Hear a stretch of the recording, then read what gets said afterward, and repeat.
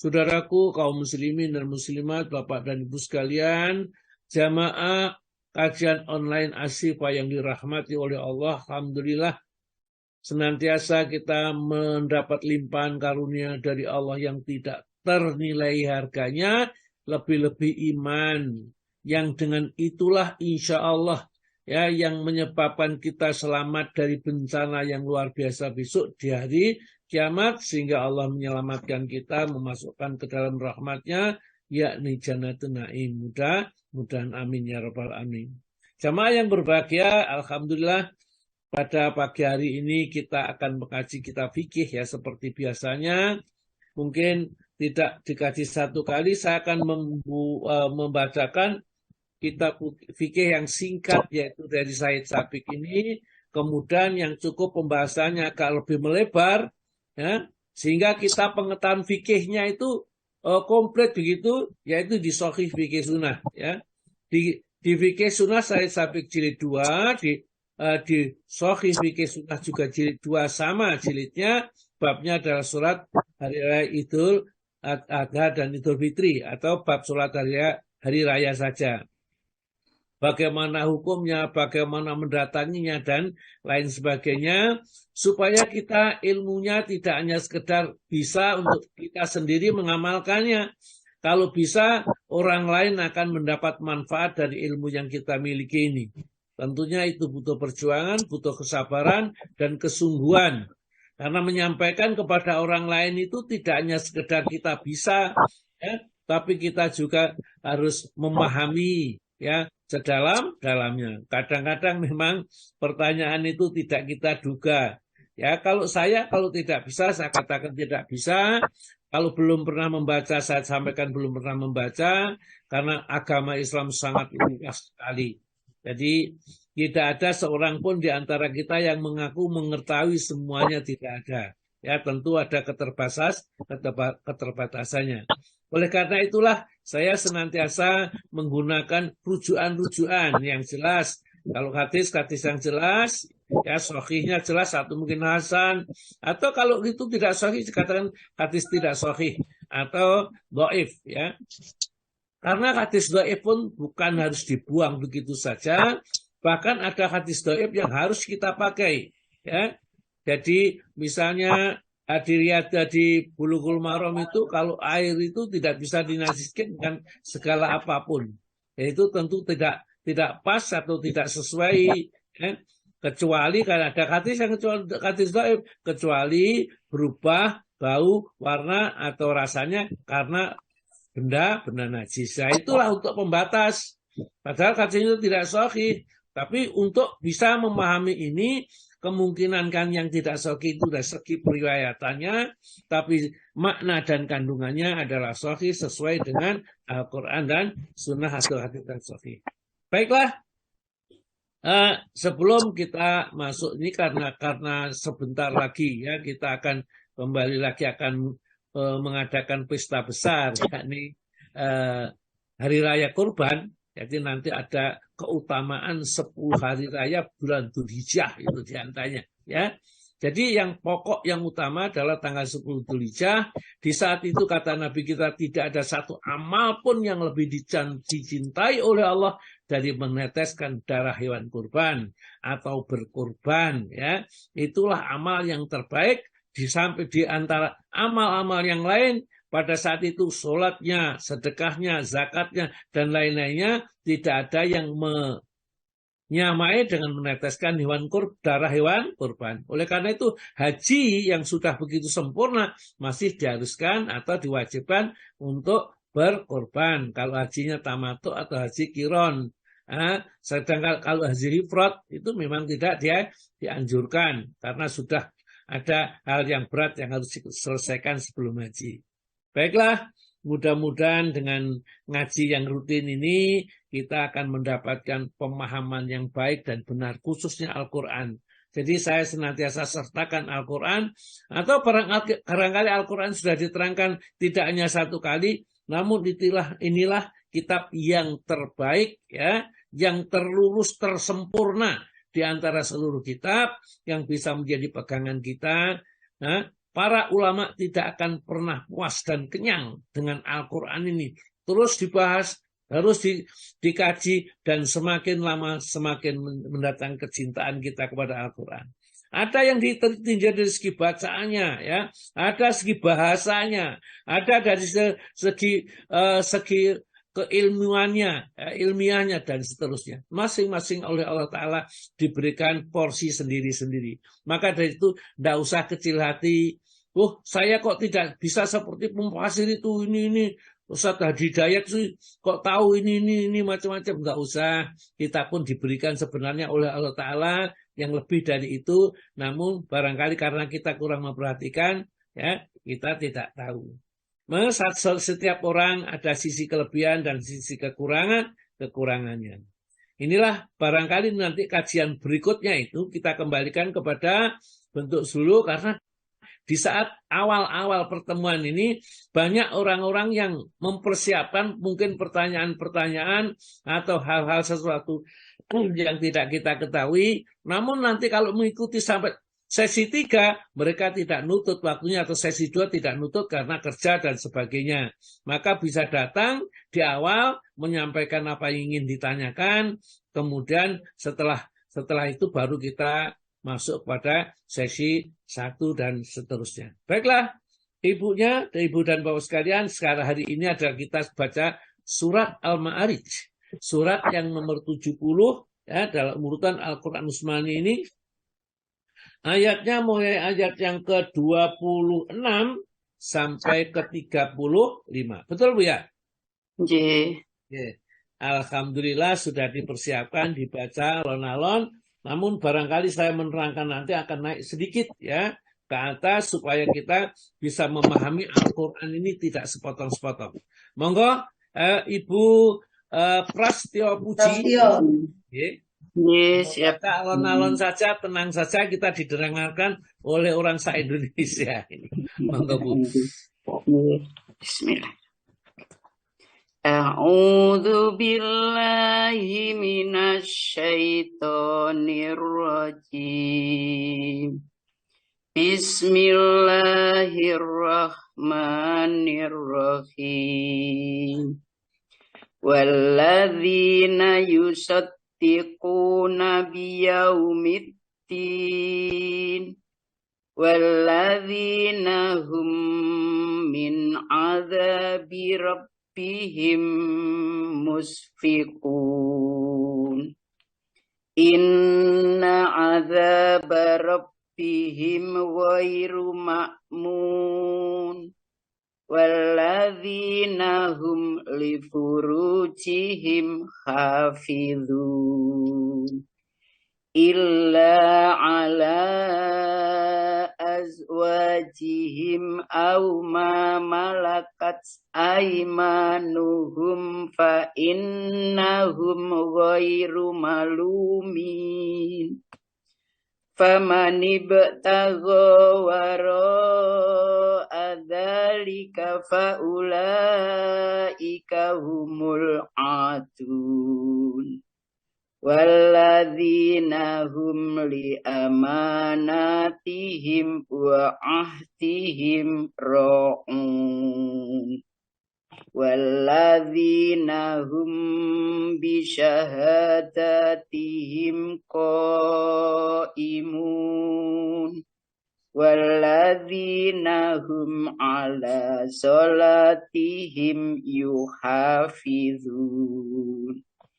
Ulaika fi jannatin mukramun. Ya, alhamdulillah. Allahul azim. Artinya, aku berlindung kepada Allah dari godaan setan yang terkutuk. Dengan nama Allah yang Maha Pengasih lagi Maha Penyayang. Dan orang-orang yang mempercayai hari pembalasan, dan orang-orang yang takut terhadap azab Tuhannya.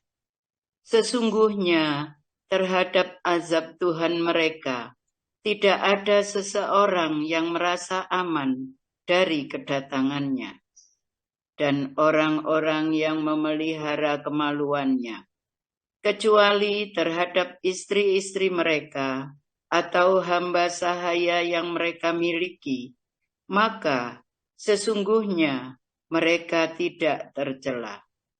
Maka barang siapa mencari di luar itu, seperti zina, homoseks, dan lesbian, mereka itulah orang-orang yang melampaui batas. Dan orang-orang yang memelihara amanat dan janjinya. Dan orang-orang yang berpegang teguh pada kesaksiannya. Dan orang-orang yang memelihara salatnya. Mereka itu dimuliakan di dalam surga. Ya. Maha benar Allah dengan segala firman. Siapa?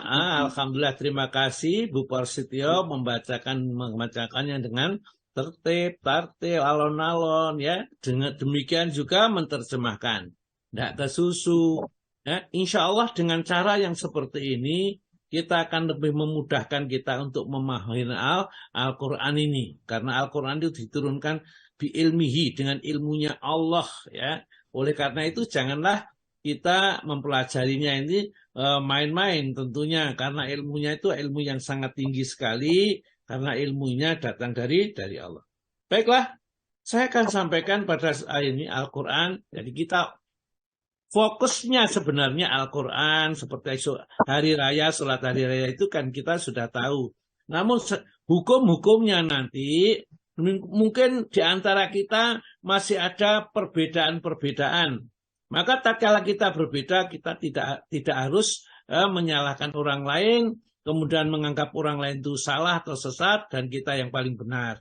Saya yakin bahwa mereka pun juga tatkala melakukan sesuatu, pasti ya mereka mempunyai rujukannya. Jadi bukan dikerjakan begitu saja. Ya, kalau lebih-lebih jangan membodohkan orang lain. Jadi mereka yang tidak sama kita, dengan kita bodoh-bodohkan, jangan. Ya, baik. Saya akan sampaikan supaya lengkap ini bahwa sifat manusia yang buruk itu, ya, yakni disebutkan di dalam ayat 19-20 ya, dan 21. Itu sifat buruknya manusia ya, di dalam surat Al-Ma'id itu kemudian dikecualikan mulai ayat yang 1 ayat 22 sampai ayat yang nanti ke-35 yang dibacakan oleh Bu Pesta tadi, yaitu Prasetyo tadi. Ya. Baiklah, ya. Apa sifat manusia yang buruk itu? Kata Allah, innal insana khuliqa halu'an. Manusia itu diciptakan oleh Allah mempunyai sifat yang sangat buruk, yakni gampang sambatan, berkeluh kesah, kikir lagi sifatnya. Ya, padahal barangkali ya di sini kita dihimbau untuk donasi misalnya. Donasi itu untuk diri kita sendiri. Ya, kemanfaatnya untuk diri kita sendiri, di samping itu mensucikan sebagian harta yang kita miliki. Kita ditolong sebenarnya. Ada orang pengemis, ada orang yang minta-minta kepada kita bisa bersedekah kepada orang lain. Orang itu menolong kita, membersihkan harta kita, menyebabkan kita tidak rakus kepada dunia. Nah ini ya, hanya orang-orang itu kadang-kadang karena salah memahami, dikira orang yang kita bantu itu orang yang sangat papa, sangat miskin, sangat membutuhkan. Ya. Sebenarnya kita yang butuh sedekah itu yang butuh adalah kita. Oleh karena itulah ya Bapak dan Ibu sekalian, mari kita ubah ya persepsi kita bahwa kalau kita sedekah, kita kurban ini bukan menguntungkan orang lain, menguntungkan diri kita sendiri. Kita yang akan untung di akhirat. Ya, nanti tahunya baru di akhirat. Ya, sekarang kita tidak tahu. Kadang-kadang saya lihat di kampung-kampung yang isinya orang-orang tambah pinter-pinter agama ini, ya, kalau di masjidnya itu tambah nggak disembelih binatang hewan kurban, atau jumlah 1 kambing, 2 itu atau 3 paling itu, yang lain itu enggak. Tapi di perumahan-perumahan biasanya atau di tempat-tempat yang tidak terlalu orang-orang yang terlalu pintar dalam agama itu justru kalau kurban banyak. Kenapa? mereka itu takut kepada Allah dipraktekkan, tidak sekedar berhenti kepada keilmuan saja. Jadi jangan sampai kalau misalnya saya, karena saya itu sudah merasa Ustadz, masa Ustadz kon kurban, ya. Nggak ada yang menyuruh kurban, Ustadz, nggak ada. Ini adalah semua adalah keluar dari wujud keimanan kita kepada perintah-perintah Allah yang sudah diteladani oleh seorang hamba Allah namanya Nabi Ibrahim alaihissalam. Disuruh kurban, anaknya berkurban. Sekarang ya kita disuruh kurban hanya kambing saja. Dan satu kambing, satu keluarga. Ya. Kalau tidak itu, satu kambing tidak bisa berserikat. Dengan beberapa itu udiah sudah berkali-kali saya terangkan masalah itu. Itulah ya. Maka dari itu mungkin setelah ini saya buka ini bagi mereka yang ingin bergabung dengan Asyifa monggo. Tidak ada ruginya meskipun Bapak tidak dapat dagingnya misalnya ya umpamanya karena tempatnya jauh, tapi pahalanya ya, pahala yang didapatkan itu kata Nabi kita setiap lembar hewan ya kurban yang menempel pada kulitnya itu nanti akan diganti satu kebaikan bagi si pengkorban itu. Kalau dagingnya aja berapa nilainya ya kan nggak banyak. Ya dan usahakan kalau kita tidak bisa ajaklah orang lain gitu. Jadi wala yahudu ala ta'amil miskin itu dicaci oleh Allah Ta'ala. Mereka tidak menganjurkan memberi makan orang miskin. Padahal sebenarnya ya menganjurkan itu gak apa-apa, tapi karena kalau menganjurkan saja itu tidak mau, apalagi dirinya sendiri. Atau kalau orang suka menganjurkan kepada orang lain, dirinya pasti melakukan. Itulah ya hikmahnya dibalik semuanya itu. Innal insana khuliqa halu'an idza masau syarru jazuan. Apabila dia ditimpa oleh kesusahan, dia sangat berkeluh kesah, sambat. Untune 3 gigi yang ada itu 32, sakit satu saja, waduh, ya seakan-akan tidak ada yang sembuh itu. Bagaimana kalau ya sakit 10 gitu, ya rasanya ketuntan lebih berkeluh kesah lagi. Ini sifat manusia yang buruk. Sebenarnya harus mengerti bahwa tatkala mendapat kesusahan ujian dari Allah, maka dia sabar. Tatkala mendapat kebaikan dari Allah, itu syukur. Dan dua-duanya membuahkan pahala yang tidak bisa digambarkan. Karena orang yang sabar itu, orang yang senantiasa diuji oleh sabar itu pahalanya tanpa batas. Ya. Wa ila masul khairu manuan. Kalau mendapatkan satu kebaikan, keuntungan, ya, mendapatkan misalnya bonus ini atau pesangon yang sekian ini, ya. Maka lupa manuan itu artinya menengai, ya tidak pernah jangan-jangan orang lain dengar saya dapat ini nanti dimintai sumbangan, nanti dimintai itu dan ini. Itu sifat manusia aslinya, ya. Nah, yang dikecualikan siapa kata Allah ilal musallin, kecuali orang yang sholat, ya orang yang senantiasa sholat dan sholatnya benar. Niatnya karena Allah, mengikuti tuntunan Rasulullah ya dengan syarat rukun atau fardu dan sunnah-sunnahnya yang benar, dan itu kita sudah kaji dalam fikihnya. Jadi di dalam Al-Quran itu menanamkan bagaimana praktek keimanan. Praktek iman itu bagaimana sih? Apapun yang diperintahkan oleh Al-Quran, diyakini bahwa itu untuk kepentingan kita, untuk menyelamatkan kita dari bencana yang tidak pernah kita bayangkan. Ya, katakan saruhu mustatiroh. Ya, susahnya, soronya mustatiroh itu kemana-mana besok. Hanya orang-orang tertentu, orang yang suka bersedekah. Tangan kanan bersedekah, tangan kiri tidak tahu. Maka dia naungi oleh naungannya Allah yang tidak ada naungan kecuali naungannya. Yang sholat tidak hanya sholat, alladzina hum ala sholatin daimun. Yaitu orang-orang yang sholat dan senantiasa menetapi sholatnya. Sholat yang bagi laki-laki dikerjakan di masjid berjamaah. Ya, 5 waktu dikerjakan berjamaah di masjid. Usahakan.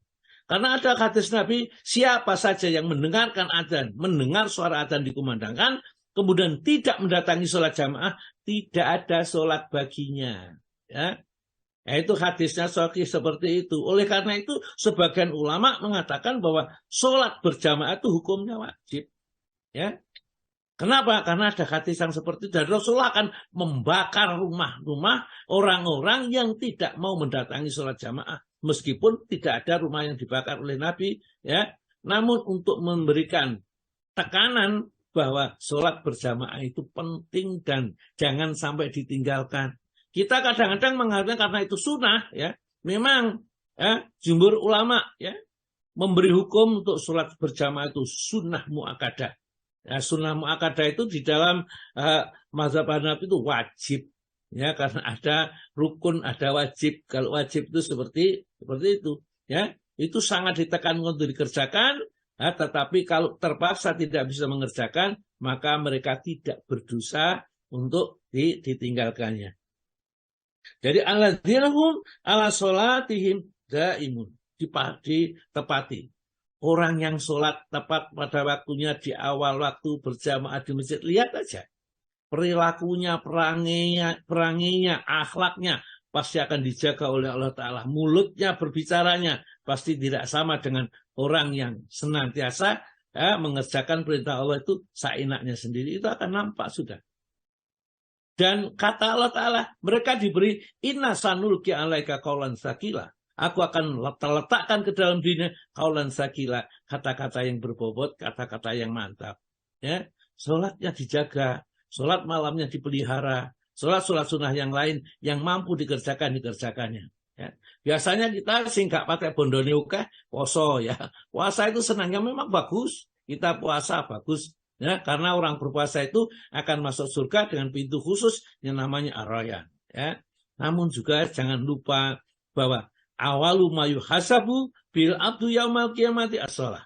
Pertama kali yang dihisab nanti adalah sholat. Ya.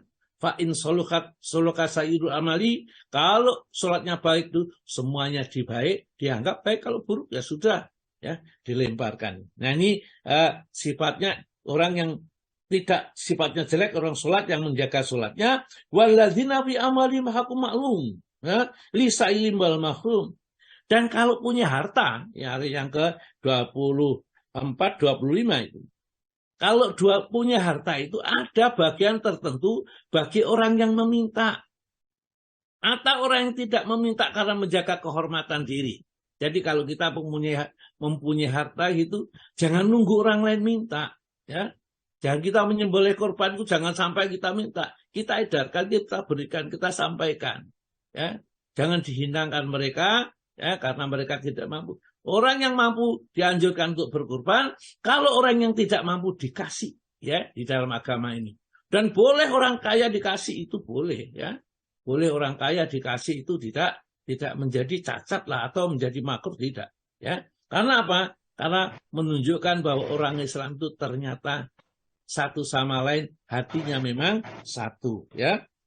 Lisailin, bagi orang yang minta, wal mahrum, dan menjaga diri tidak minta. Jangan nunggu orang lain minta kepada kita. Karena orang beriman tidak akan pernah minta. Ya, minta kepada saya tidak pernah akan minta.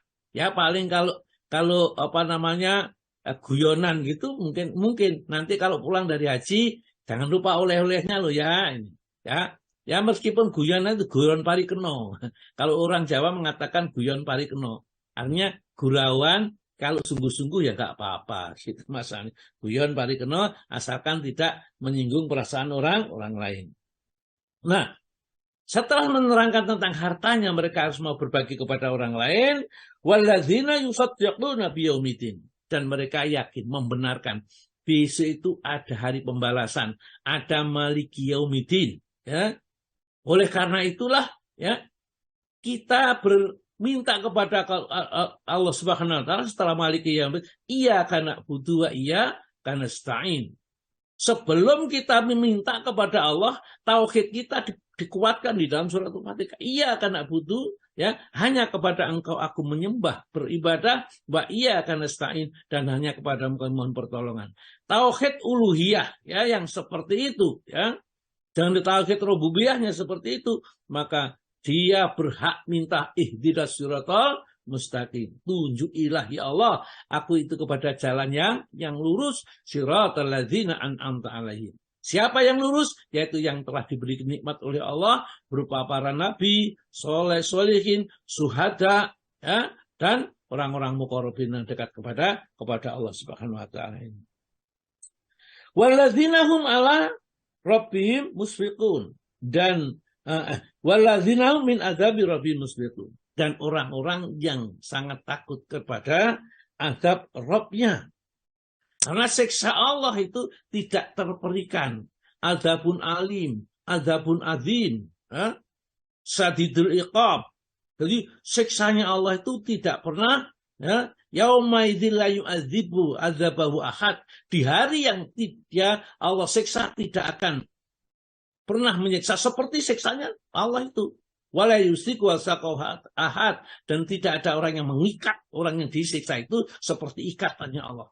Allah memberikan hal seperti supaya kita takut, supaya kita tidak menyesal nanti tatkala berhadapan dengan Allah Subhanahu wa taala. Dengan rasa takut itulah kita akhirnya menjadi orang baik, bermanfaat bagi diri kita kalau kita beramal, dan tidak hanya kepada keluarga kita dan kepada tetangga atau sekitar kita. Ilmu kita barokah, yaitu bisa kita amalkan dan kita bisa sebarkan kepada orang lain. Bukan ilmu yang mencaci maki, menghina orang lain saja yang tidak sama dengan kita. Maka di sini jangan sekali-kali kita merasa diri kita bersih. Fala tuzakku anfusakum wa a'lamu biman ittaqa. Jangan kamu anggap dirimu itu bersih, dia Allah yang lebih tahu siapa di antara kalian yang takwa. Siapa? Nggak ngerti. Apakah ustadz yang mesti baik? Tidak, Mungkin ada jamaah yang senantiasa menyembunyikan dirinya, tidak mau tampil, tapi amalnya luar biasa. Dan itu hanya Allah yang tahu. Inna azab rabbihim, sesungguhnya azab Rabb mereka itu ghairu ma'mun, tidak seorang pun yang akan merasa aman. Siapa yang mengklaim dirinya bebas dari siksa kubur? Tidak ada. Siapa yang mengklaim dirinya bebas dari siksa api neraka? Tidak ada satupun di antara kita. Jangankan seperti itu. Nabi Ibrahim alaihissalam, tatkala diputuskan oleh Allah perkaranya, semua harus pergi lewat sirat. Jadi setelah selesai keputusan dibentangkan sirat yang menghubungkan antara Mabzul Sabir, tempat di masa itu, sampai di surga. Harus melewati itu, maka semua orang lupa anak, lupa istri, lupa sekali. Yang dipikirkan keselamatan dirinya masing-masing. Nabi Ibrahim mengatakan, Allahumma sallim, ya Allah selamatkan saya, aku khalilmu, ya Allah, aku khalilmu. Itu. Nah, suasana seperti itulah mulai sekarang kita itu sudah dikasih tahu, jangan sampai kita terjun ke sana. Al-Quran kalau kita gali, kita bangun, diri kita sendiri yang akan diselamatkan pertama oleh Allah sebelum orang lain juga diselamatkan karena dari nasihat-nasihat kita. Itulah kalau kita praktekkan inna azaba rabbihim ghairu ma'mun. Tidak seorang pun dari para manusia ini yang merasa aman dari siksa Rabb-nya. Ini orang-orang yang dikecualikan dari sifat-sifat yang buruk yang disebutkan di dalam surat Al-Ma'arij ayat 19, 20 dan 21. Jadi mari kita kalau membaca Al-Quran itu direnungkan kandungannya, dibaca, diulang-ulang. Barangkali ada yang belum kita tahu. Bahkan ini caranya juga. Kalau pada saat kita sholat, kemudian imam membaca satu surat atau apapun yang dibaca, maka renungkan. Kalau Al-Fatihah misalnya, Alhamdulillahirabbil alamin. Pada saat itu rasakan memang yang berat dipuji hanya Allah. Kenapa? Ar-Rahmanir Rahim, sifatnya yang maha pemurah dan maha penyayang, itulah yang dipuji. Tidaklah di awal-awal itu maha menyiksa, maha menghukum, tidak. Tapi dia Rahman dan Rahimnya. Kita rasakan, kemudian kok tiba-tiba Maliki Yaumiddin, kemudian ia akan na'budu wa iyyaka nasta'in, ihdinas Siratal Mustaqim. Ayat-ayat seperti itu cobalah kita renungkan, kita kaji satu sama lain, kemudian dikaitkan, supaya akan menumbuhkan di dalam hati itu iman, iman yang kokoh. Kita mungkin sedikit melongok kepada diri kita sendiri, sudahkah kita beriman misalnya, kepada Allah Subhanahu Wa Taala? Maka lihat pertama kali bahwa Sudahkah perintah Allah itu lebih kita utamakan dari segala-galanya?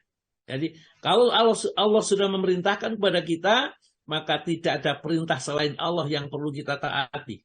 Ya, apalagi bertentangan dengan perintah Allah. Waktunya sholat subuh misalnya, ya, waktunya subuh meskipun berat sekali bangunnya, ya kita bangun karena iman.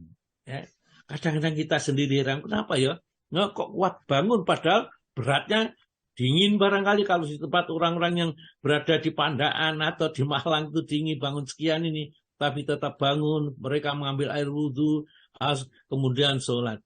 Luar biasa pengaruh iman kepada seseorang ini.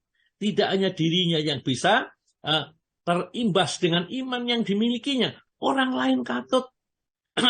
Ya seperti kalau kita naruh es ya di dalam kulkas ya yang di atas itu ya di freezernya, maka es itu tidak akan mencair, tambah menjadi kuat. Nah, karena lingkungannya semua dingin, lingkungannya mendukung. Tapi kalau es ditaruh di luar ya maka akan mencair. Justru esnya yang sebenarnya sudah bagus itu mencair. Demikian juga iman.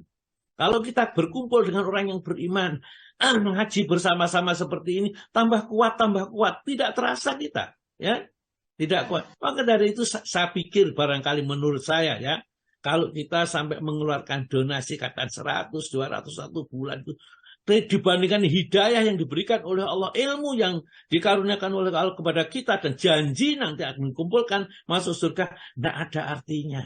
Semua yang kita miliki, kita tinggalkan. Perhatikan rumah kita, ya. Perhatikan tempat tidur kita. Sebentar lagi kita paling-paling sudah tidak ada di situ. Sebentar lagi, ya. Tidak akan lama. Hitungan itu tidak akan sampai ratus tahun, bahkan puluh tahun mungkin tidak sampai. Bahkan bulan itu tidak sampai. Kita sudah dipanggil oleh Allah Ta'ala.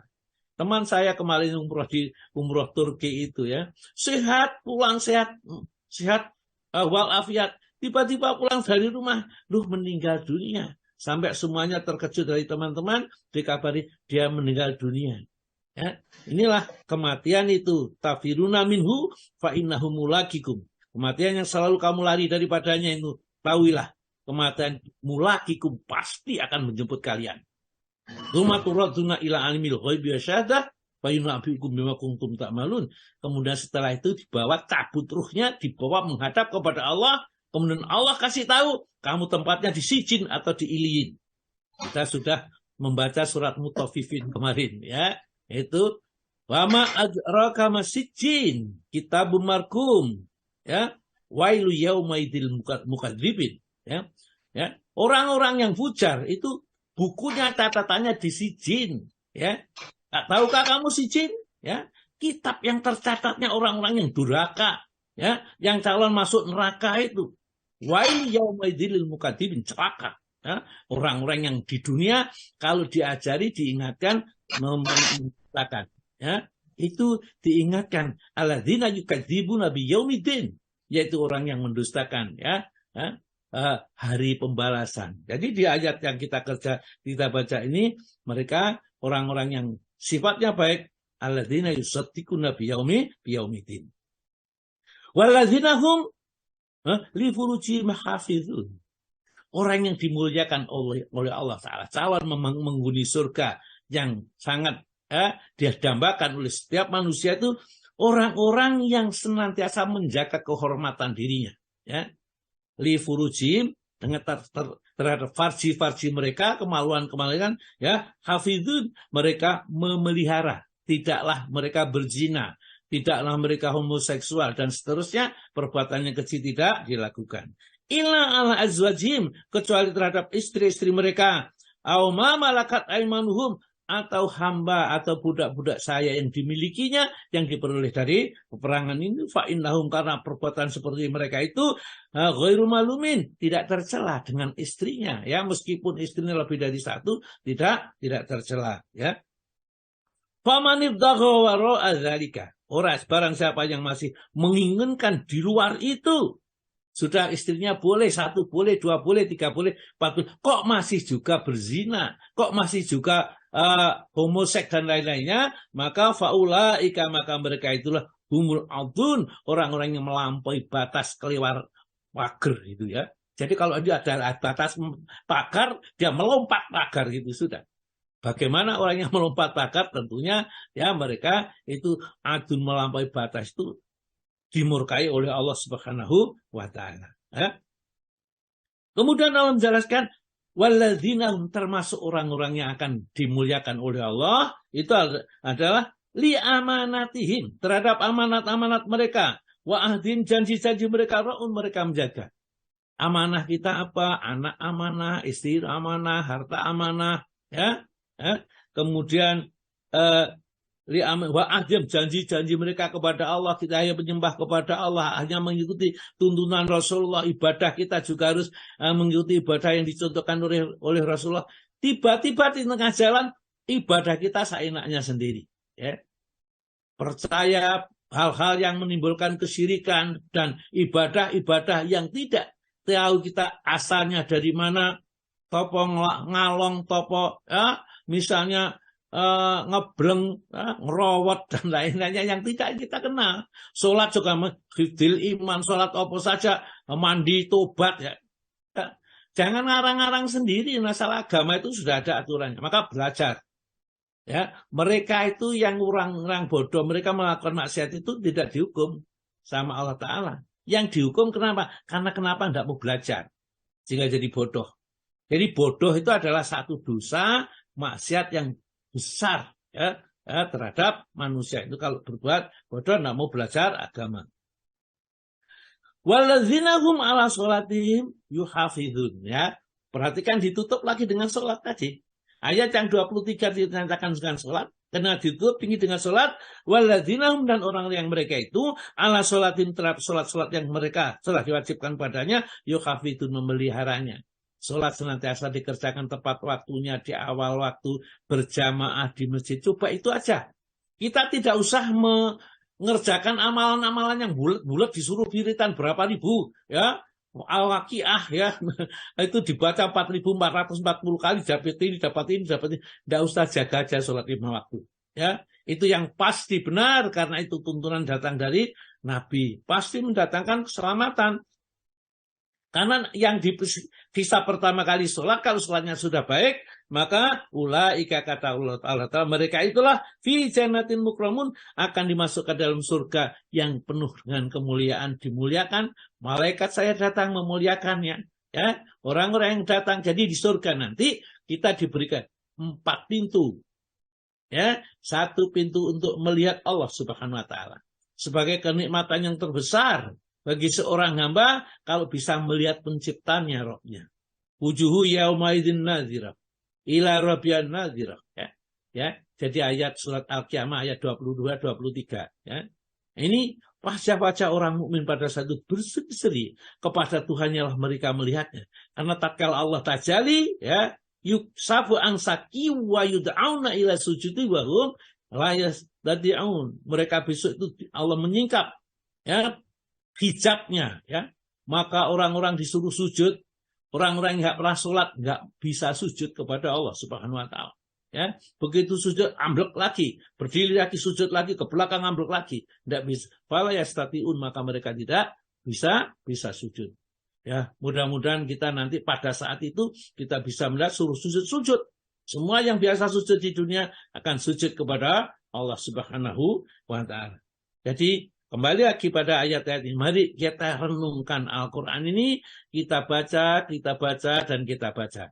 Jadi saya tekankan kepada Al-Qurannya. Yang lain seperti fikih itu bisa sebenarnya kita baca. Dan kita tidak terlalu sulit untuk memahami. Baiklah, sekarang kita masuk fikih Said Sabiq dulu. Ya, sebelum kita masuk kita fikih fikih sunnah. Karena memang agak sedikit berbeda tentang membahasnya. Pak Tomo ada? Ada, Ustaz. Monggo Pak Tomo. Wah, kok kelihatan tadi. Monggo Pak Tomo. Bab sholat 2 hari raya, halaman 279 fikih sunnah jilid 1. Jilid 2. Ya Ustaz, saya halaman 345. Iya. Bab sholat 2 hari raya. Sholat 2 hari raya, Idul Fitri dan Idul Adha, itu disyariatkan pada tahun pertama dari hijrahnya Rasulullah Shallallahu Alaihi Wasallam. Hukumnya ialah sunnah muakkad yang oleh Nabi SAW selalu dikerjakan dan disuruhnya semua lelaki dan perempuan agar mengunjunginya. Mengenai salat hari raya ini ada beberapa pembicaraan. Jadi kita ringkaskan sebagai berikut. 1. Sebentar ya. Jadi sholat hari raya Idul Fitri maupun Idul Adha, hukumnya mayoritas ulama adalah hukumnya sunnah muakkadah. Namun ada beberapa sebagian ulama yang mengatakan fardu ain. Dan kalau nanti baca Shahih Fiqih Sunnah, itu yang dikuatkan oleh pengarang kitab Shahih Fiqih Sunnah, itu adalah fardu ain, bukan sunnah muakkadah. Ya, mereka mempunyai alasan sendiri-sendiri. Jadi kalau kita membaca kitab fikih yang sudah dalam itu biasanya alasannya diberikan sendiri-sendiri. Tapi kalau saya, mana alasan yang lebih kuat daripadanya? Saya tidak mengikuti mungkin pendapatnya, tapi alasan para ulama itu yang paling kuat. Kenapa kok menganggap sunnah? Kenapa kok menganggap fardu ain? Alasannya menganggap fardu ain, Rasulullah tidak pernah meninggalkan sama sekali.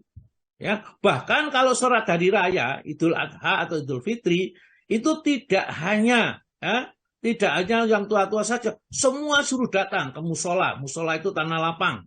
Ya, datang anak-anak, wanita, bahkan yang menstruasi itu disuruh datang. Hanya tempatnya di belakang. Ya, di belakang shop, tidak campur dengan shopnya orang-orang yang sholat. Nah, ini itu saking begitu maka disimpulkan ulama, karena Nabi tidak pernah ada fardu kifayah, fardu ain, sunat muakkadah itu tidak pernah, tapi ada mengatakan seperti itu. Yang menyimpulkan sunnah muakkadah itu fardu ain, fardu kifayah itu adalah ulama-ulama ahlul fikih. Dan ulama ahlul fikih itu penting juga memang mereka untuk bisa mengetahui kedudukan hukum di dalam Islam ini. Monggo Pak, ya. 1. Sunnah mandi, memakai wangi-wangian dan mengenakan pakaian yang terbaik. Ya. Jadi nanti, jadi atas sholat Idul Adha, gitu, insya Allah nanti entah tanggal 28, 29. Yang penting nanti kalau sholat hari raya itu, hari Idul Adha itu enggak usah kita ribut-ribut melihat bulan atau ribut-ribut kita meruqyah dan macam-macam itu yang biayanya mungkin tidak sedikit. Cukup kita di sana wukuf, di Arab Saudi sana wukuf, maka kita itu puasa Arafah, besoknya sholat itu sudah selesai. Ya, kalau jamnya ya sama, enggak mungkin sama jamnya karena bumi yang bulat itu seperti itu mengakibatkan waktu itu akan berbeda satu tempat satu dengan tempat yang lain. Tapi harinya sama. Jadi harinya adalah sama. Jadi kita tidak usah kita ribut-ributan yang lain. Kita sebagai diri kita sendiri lihat saja ya. Kalau di kalau di Mekah sana orang haji itu wukuf, maka kita disunahkan puasa Arafah dan besok kita namanya hari Nahr, hari penyembelihan. Hari raya Idul Adha sudah ya, tidak usah susah-susah kita pakai ini macam-macam menurut ini kelompok ini golongan ini, tidak usah. Kita sudah susah-susah karena sekarang sudah mudah. Teman kita yang berangkat haji bisa kita suruh menceritakan kapan di sana wukufnya, ya sudah, kemudian kita pada saat itu kita puasa. Ya, insya Allah kalau kita sebenarnya tidak terlalu egois gitu ya. Ya, kita akan sama ya sebenarnya seluruh ini karena ajaran Islam itu satu. Ya, perbedaan yang paling banyak cuma 12 jam kalau nggak salah di permukaan bumi itu. Ada yang lebih daripada itu. Jadi harinya masih sama. Jadi hari raya sebenarnya juga harus sama ini. Nah, tetapi karena egois ya mereka itu dan sama-sama mendapat pendukung, itu akhirnya apa? Akhirnya kita jadi nggak bisa sama. Tapi nggak apa-apa, barangkali itu hikmahnya supaya kita terus belajar agama ini dan Allah tidak akan menghukum kepada umatnya ini. 1, karena terpaksa. 2, karena tidak tahu. Ya, yang ketiga karena lupa. Ya, itu tidak akan disiksa. Baik, ya. Terus Pak, hadisnya dibaca. Dari Ja'far bin Muhammad, dari ayahnya, seterusnya dari kakeknya, bahwa Nabi SAW memakai baju buatan Yaman yang indah pada tiap hari raya.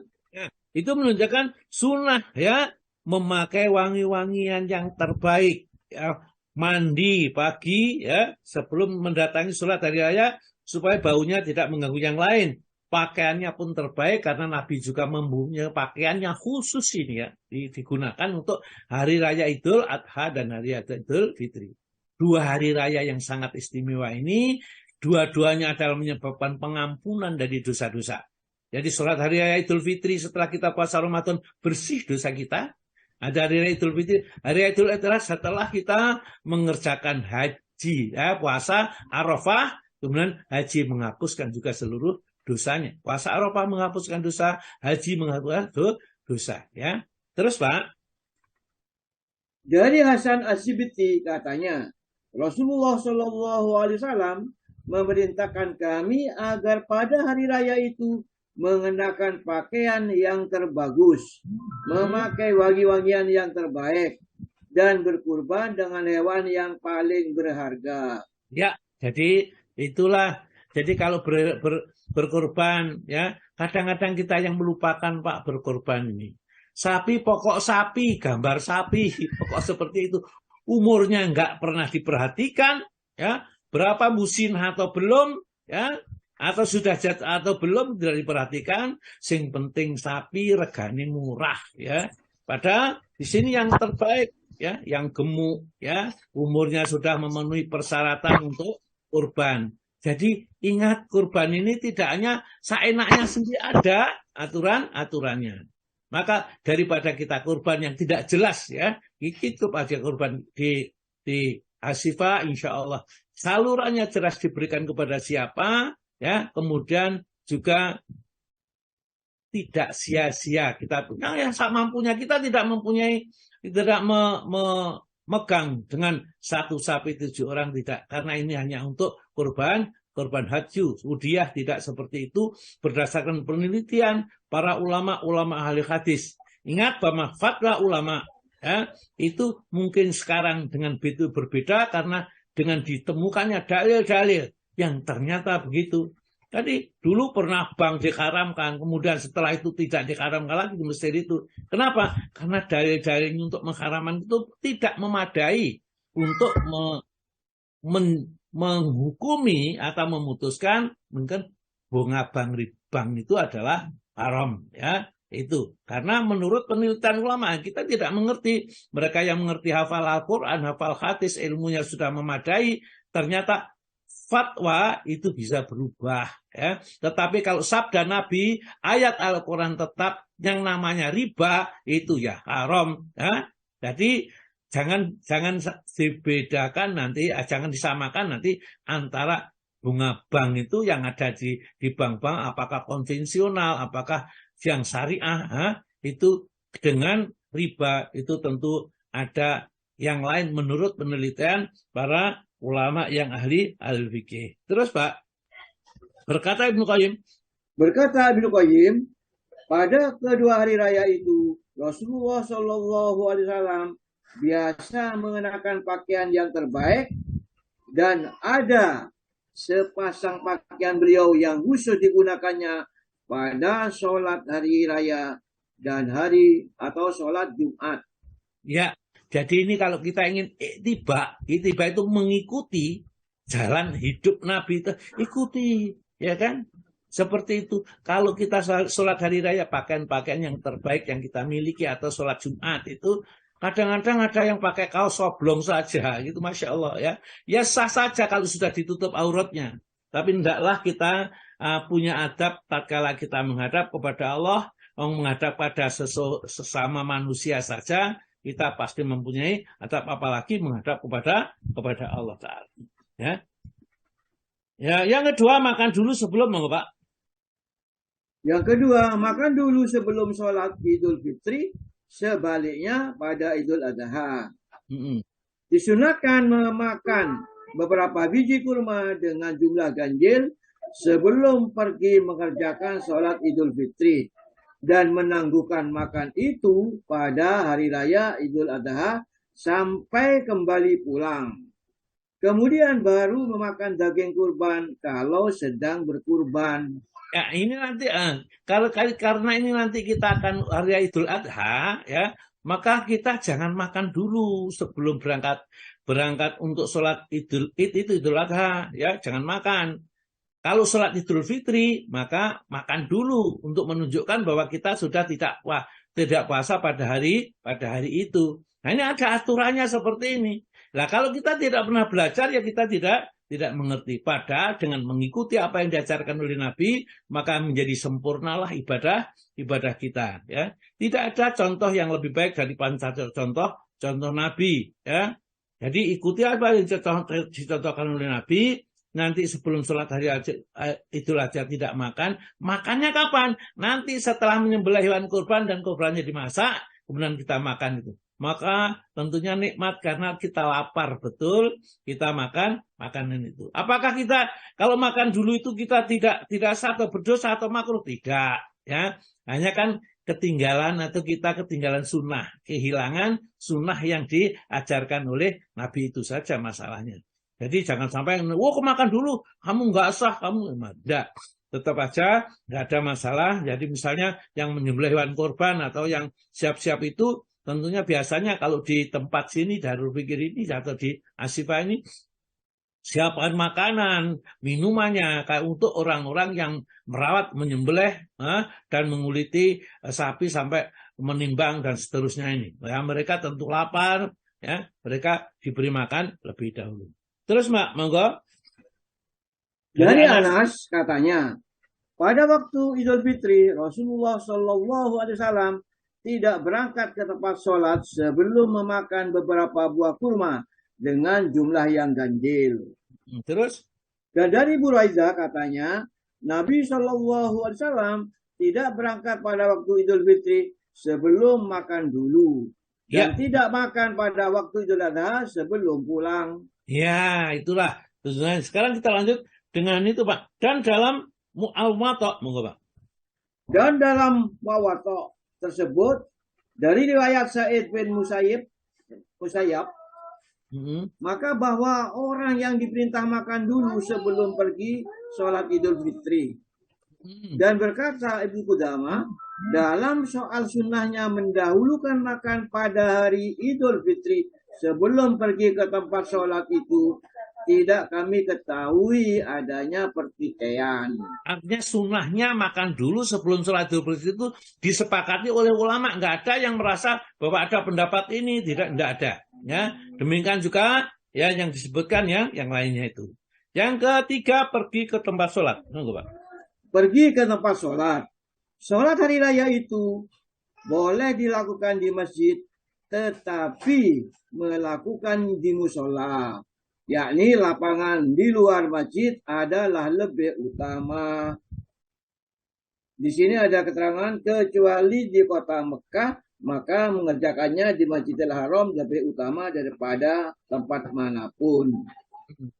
Demikian itu ialah selama tidak ada halangan seperti hujan dan sebagainya, sebab Rasulullah SAW biasa melakukan sholat 2 hari raya itu di musola, maksudnya sebuah lapangan di pintu timur kota Madinah, dan tidak pernah melakukan di masjid kecuali hanya sekali, yaitu ketika turun hujan. Ya, kemudian monggo hadisnya dibaca.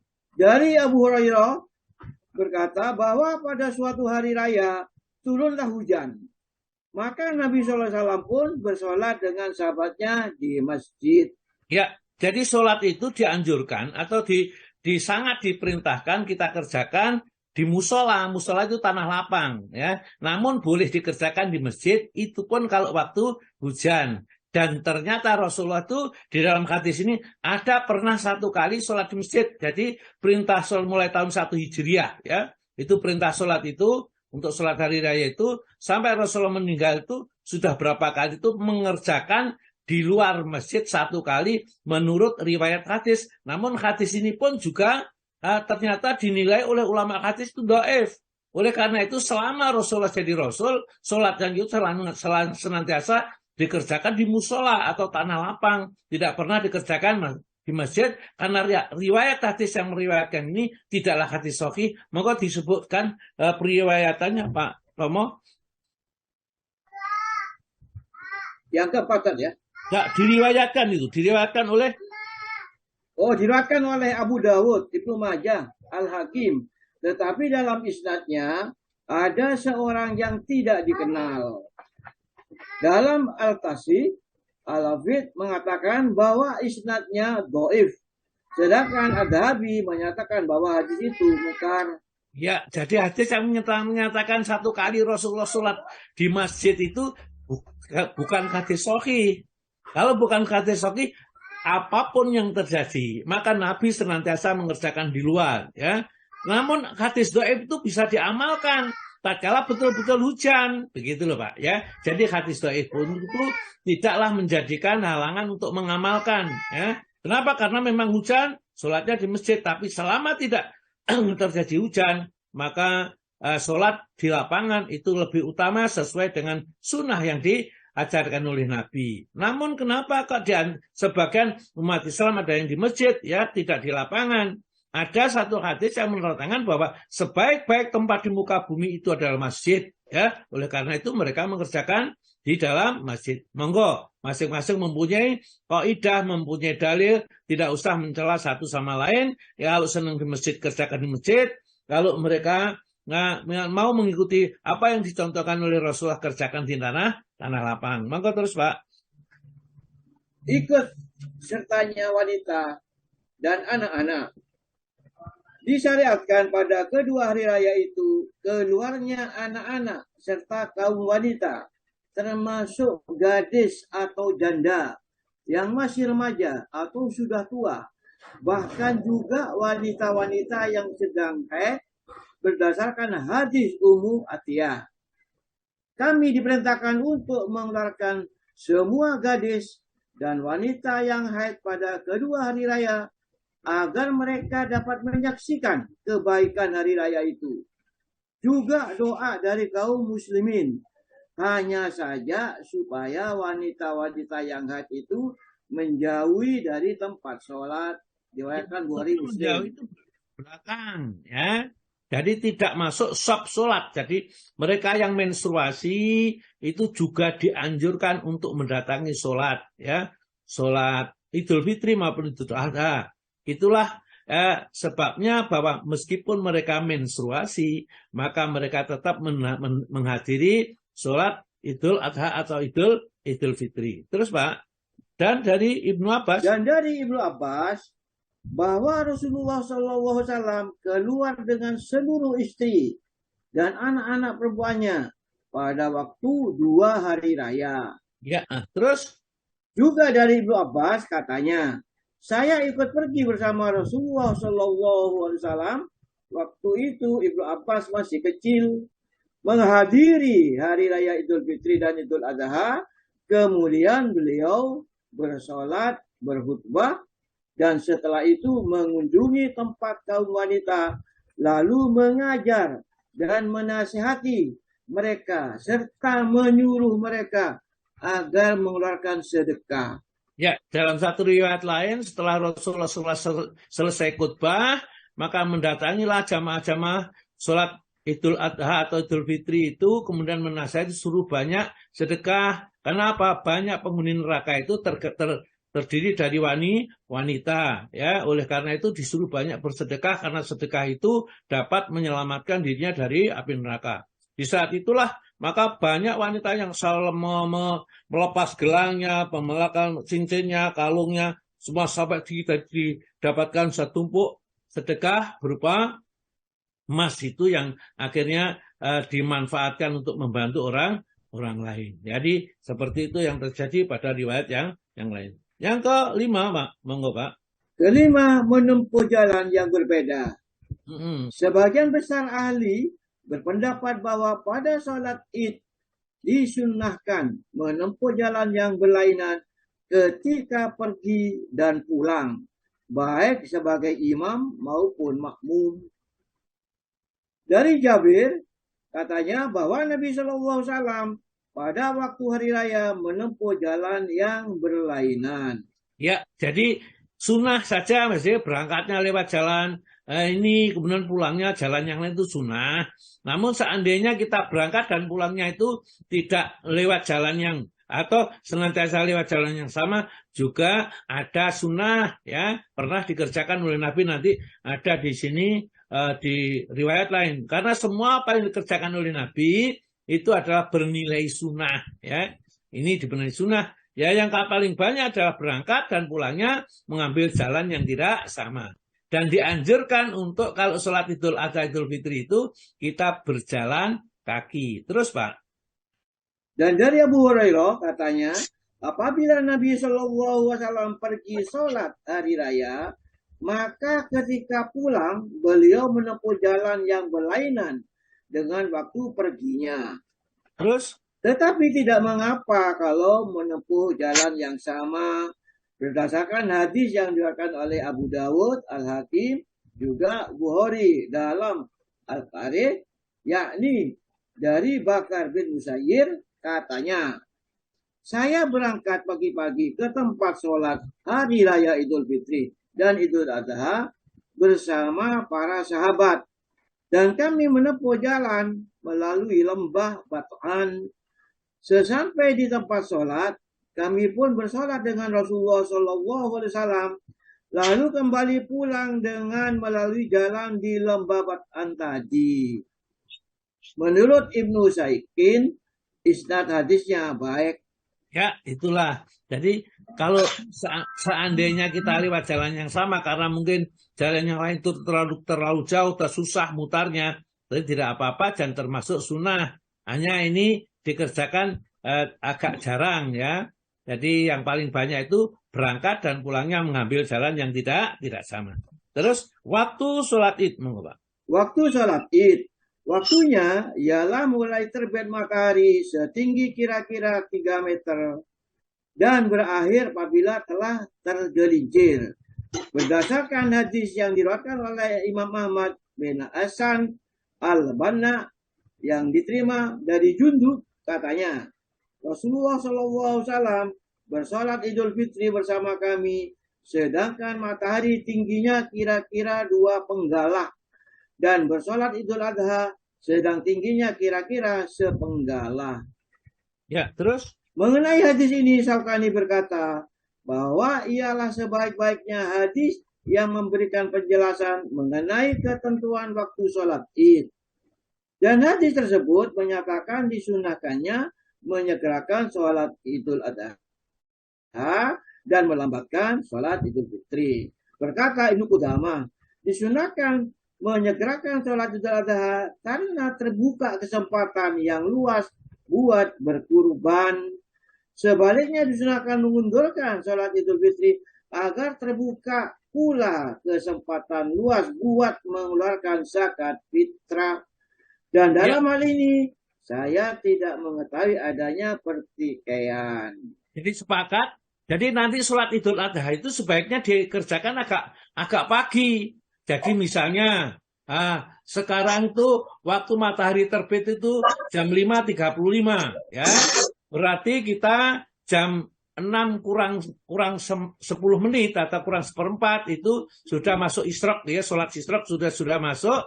Kira-kira jam 6 itu kita sudah bisa mulai sholat Idul Fitri, Idul Adha ya. Atau mungkin kurang sedikit bisa. Sedangkan kalau Idul Fitri itu agak dilebihkan sedikit dari jam 6. Kenapa kok sholat Idul Adha itu disegerakan? Karena supaya cepat-cepat bisa menyembelih hewan kurban dan segera dibagikan. Sedangkan sholat Idul Fitri supaya orang yang masih mau membagi zakat fitrah itu jangan sampai dibagikan setelah sholat Id. Begitu ya. Mudah-mudahan dengan demikian kita tahu hikmahnya kenapa sholat Idul Fitri agak disiangkan sedikit, sedangkan Idul Adha itu dimajukan sedikit. Maka terus ya, azan dan iqamah ya. Azan dan iqamah waktu sholat 2 hari raya. Berkata Ibnu Qayyim, apabila Rasulullah SAW telah sampai di musola, maksudnya di tanah lapang, beliau memulai sholat tanpa adzan dan iqamah, serta tidak pula mengucapkan as-sholatu jami'ah. Jadi menurut sunnah, tidaklah dilakukan suatu apapun dari hal-hal tersebut di atas. Terus? Dari Ibnu Abbas dan Jabir, kata mereka, pada hari raya Idul Fitri dan Idul Adha, tidaklah diserukan adzan. Terus? Dan Muslim meriwayatkan dari Atta, katanya, saya diberitahu oleh Jabir bahwa pada sholat hari atau sholat Idul Fitri itu tidak diserukan adzan, baik sebelum atau sesudah imam keluar. Tidak pula qomat, panggilan apapun. Tegasnya pada hari itu tidak ada panggilan apa-apa atau iqamah. Ya, ini harus kita tahu. Kadang-kadang kita lihat as-sholatu jami'ah, salah. Ya, kenapa nggak mengikuti sunnah? Sudah nggak ada panggilan apa-apa, ya sudah. Nggak ada adzan, nggak ada iqamah, nggak ada sholatul jami'ah. Jadi sudah selesai, waktunya masuk, ya cuma masuk waktunya, maka kita mengerjakan sholat tanpa komando seperti itu, karena komando qomat itu adalah hanya untuk sholat fardu, adzan itu untuk sholat fardu. Maka dari itu untuk sholat jenazah juga tidak ada perintah adzan dan iqamah, ya.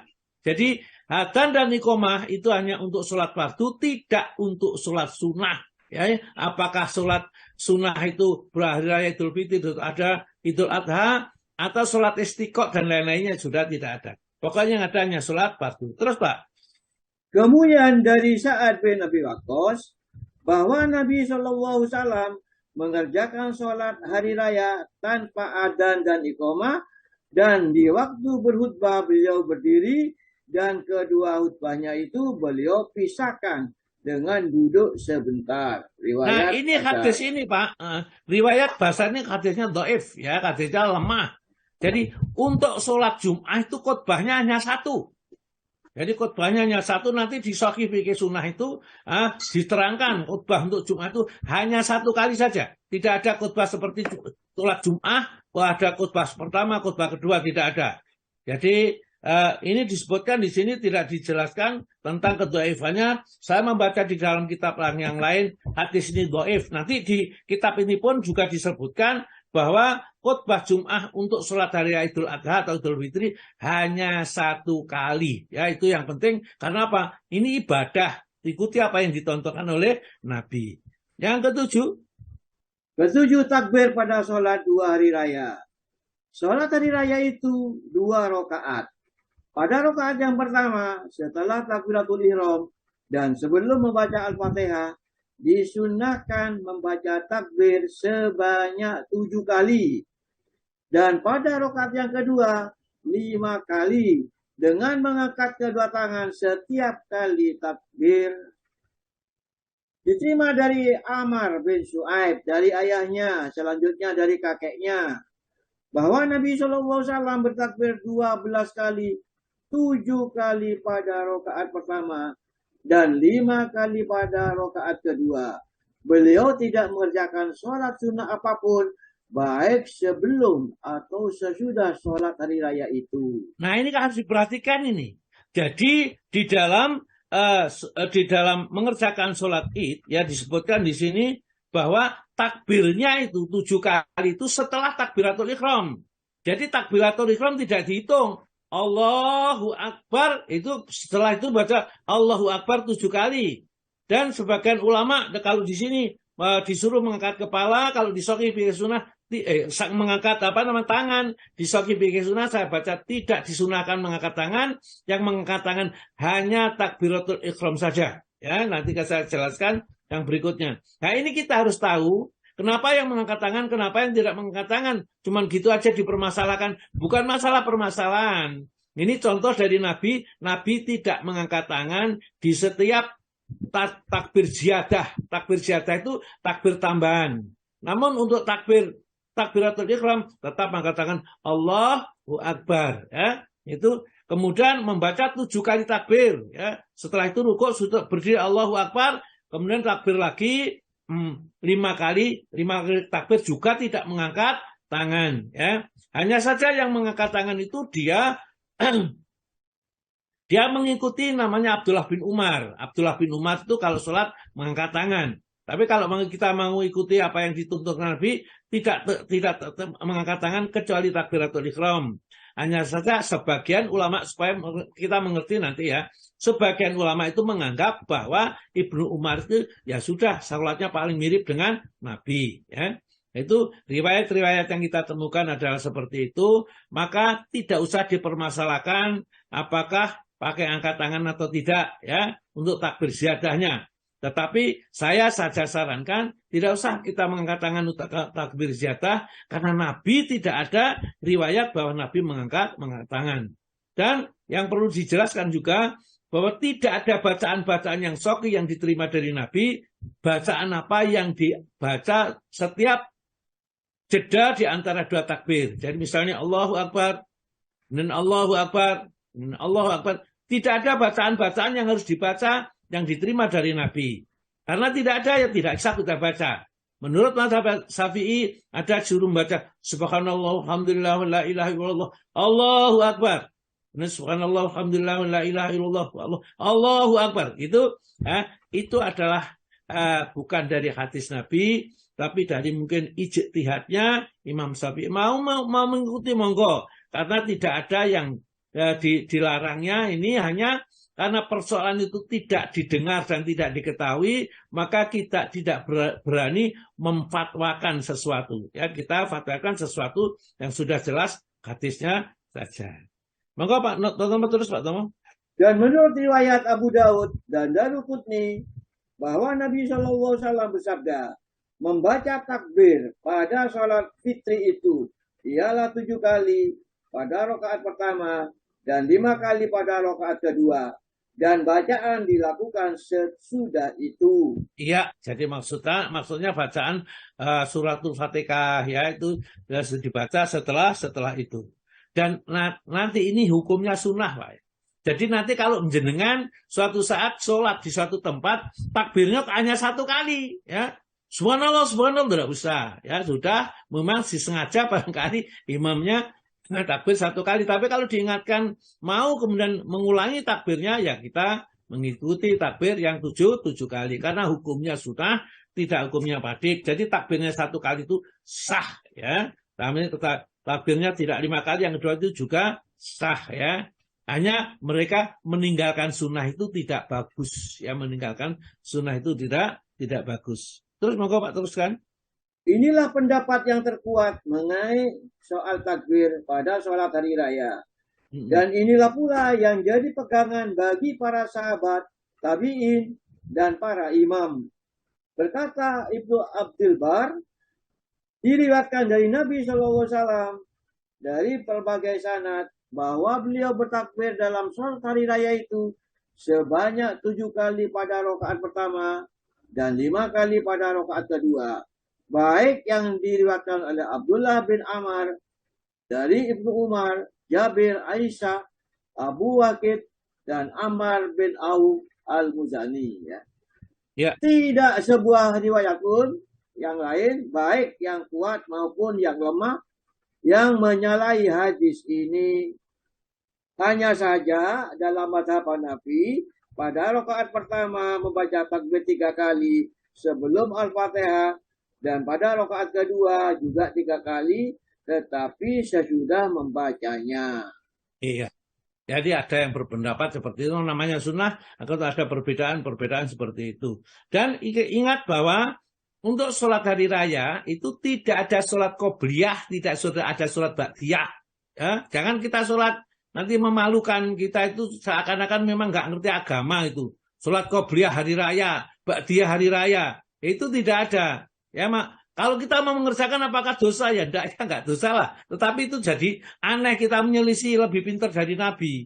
Oh Nabi saja tidak pernah mencontohkan, sahabat tidak melakukan, lalu kita kok melakukan sendiri. Itu jadi orang yang aneh segitu. Langsung, monggo Pak, kita langsung khutbah hari raya Pak. Monggo. Sholat sebelum atau sudah sholat hari raya. Tidak terdapat suatu keterangan pun menyatakan adanya sholat sunnah sebelum atau sesudah sholat hari raya. Nabi SAW dan sahabatnya tidak melakukan sholat apapun bila datang ke musola atau ke lapangan, baik sebelum atau sesudah sholat Id. Dari Ibnu Abbas katanya, pada hari raya Nabi SAW pergi ke musala, lalu mengerjakan 2 rakaat id dan tidak bersolat sebelum sesudahnya. Dan dari Ibnu Umar, bahwa pada hari raya tidaklah ia mengerjakan sholat apapun sebelum atau sesudahnya sholat id. Dan disebutkan bahwa Nabi SAW melakukan sebagaimana yang dilakukan itu. Juga Bukhari meriwayatkan dari Ibnu Abbas bahwa makruh sholat sebelum id. Ya, sudah sholat makruh ya. Ya, maka dari itu ya sebaiknya kita itu cari ilmu supaya kita itu mengerti kalau beramal tidak capek-capek kok makruh dibenci, maksudnya amal kita itu. Langsung 10 Pak, orang yang sah melakukan sholat Pak. Orang yang sah melakukan sholat id.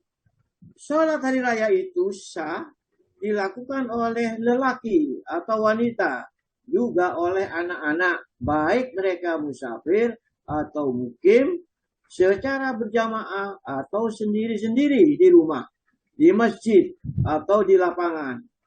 Barang siapa yang ketinggalan berjamaah dalam sholat ini, hendaklah ia bersolat 2 rakaat. Ya, kenapa kok begitu? Karena ada yang berpendapat soalnya sholat itu sama dengan sholat Jum'ah. Kalau sudah ketinggalan berarti sholat 4 rakaat katanya. Ya, seperti kalau kita ketinggalan sholat Jum'ah. Ya, kita sudah datang, tiba-tiba sudah tasyahud akhir, kemudian salam. Maka kita begitu sholatnya tidak 2 rakaat, tapi 4 rakaat. Karena apa? Karena kembali kepada sholat duhur. Maka di sini ditegaskan bahwa sholat ini hukumnya sunnah, sholatnya hanya 2 rakaat. Bagi yang ketinggalan ya sudah, sholatnya 2 rakaat. Sholat hari raya boleh dikerjakan sendiri-sendiri, boleh dikerjakan secara berjamaah, karena khutbah hari raya itu hukumnya adalah juga sunnah. Ya. Langsung saja Pak, khutbah hari raya, monggo Pak. Khutbah hari raya. Khutbah hari raya itu sunnah. Demikian pula mendengarkannya. Diterima dari Abu Sa'id katanya, pada hari raya Idul Fitri dan Idul Adha, Nabi SAW ke musola. Jarak dari masjid ke Madinah kira-kira 1000 hasta, berarti 500 meter. Yang mula-mula beliau mau dilakukan ialah mengerjakan sholat id. Setelah itu beliau lalu menghadap kepada orang banyak sementara mereka duduk. Lalu memberikan amanah dan nasihat serta mengeluarkan perintah. Dan kalau beliau bermaksud hendak mengirim tentara pada suatu tempat atau ada hal-hal yang diperlukan, maka ketika itulah beliau diperintahkan. Dan setelah itu beliau pun pulang.